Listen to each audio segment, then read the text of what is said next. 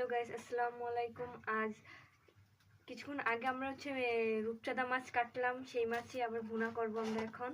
ওই ভিডিওটা আমরা আগেই দিয়ে দিচ্ছি, রূপচাঁদা মাছ কাটাটা।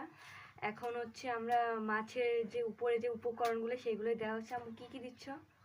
গরম পানি দিয়ে মাছ ধুইলাম, ভালো করে ধুইয়া লবণ দিলাম,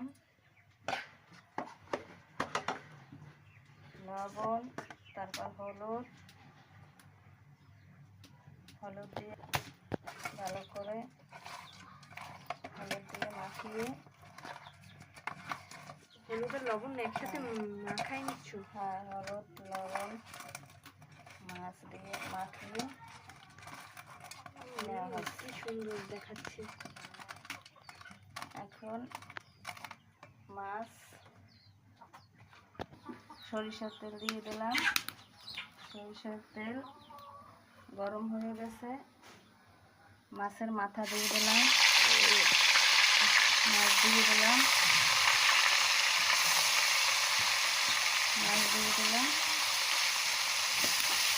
তেলে ভেজে নেব। চারোপাশ মাছের ঘুরে দিচ্ছি, তেল যেন সব মাছে যেন ঠিক থাকা যায়। তেল মাছের ঘুরে দিচ্ছি।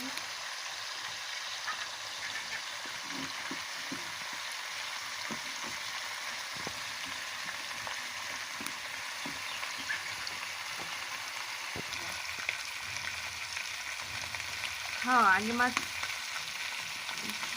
সুন্দর করে লাল লাল করে ভাজে নিয়ে এক পর্যায়ে আমাদের হয়ে গেছে ভাজা। পরে উঠাই আবার একটা ভাজা দেবো পরের পিস। কি সুন্দরভাবে আমরা উঠাচ্ছি, লাল লাল ভাজা হয়ে গেছে। পরে আরেকটা ভাজা দেবো, তাই না? ভাজা দেবো। যে পাশ মাছ ভাজা হয় না সেই পাশ মাছ উল্টায় সব মাছ দিয়ে দেবো। পরে আরেকটা ভাজা দেবো আমরা একটু পরে। মাছগুলো যেমন লাল হয়, সমুদ্রের মাছ খেতেও হেবি ভারী মজা।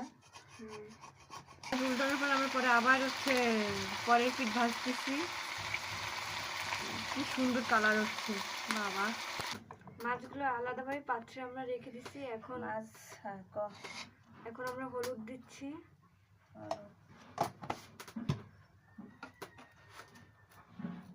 লবণ, গুঁড়া পরিমাণ মতন, পেঁয়াজ বাটা, রসুন বাটা একসাথে মিশিয়ে বাটিছি, দিয়ে দিলাম।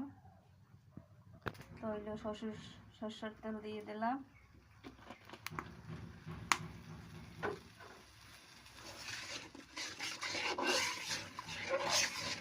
কষাইয়ে তারপরে জলের পানি দিয়ে তারপর মাছ দিয়ে ঢেকে দেবো।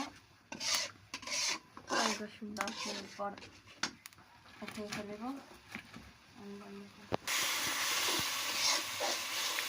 লাগাইছে তো জানা যায়।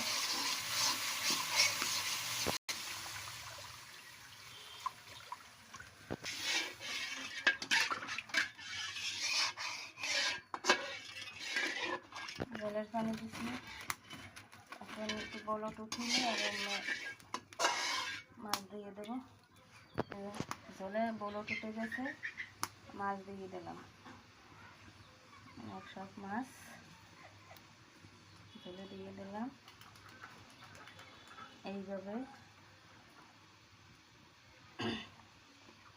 পিস ধরে দিয়ে দিছি।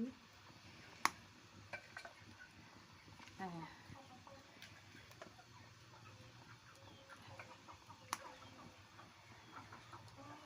তারপর ঢেকে দেব। মাছ দেওয়া হয়ে গেল, আর মাছ ঢেকে দেব, বোনা হয়ে যাবে। আরো কম লাগবে, আরো কম লাগবে। মাছের কালার কত সুন্দর হয়েছে দেখেছেন? এই যে মাছ রূপচাঁদা মাছ, বড় রূপচাঁদা মাছ আজকে আমরা ভুনা করলাম। সব কিছু দিয়ে ভুনা করলাম। এখন ঢেকে দিচ্ছি, 2-3 মিনিট পর উঠে 2-3 মিনিট পর উঠে ফেলবো।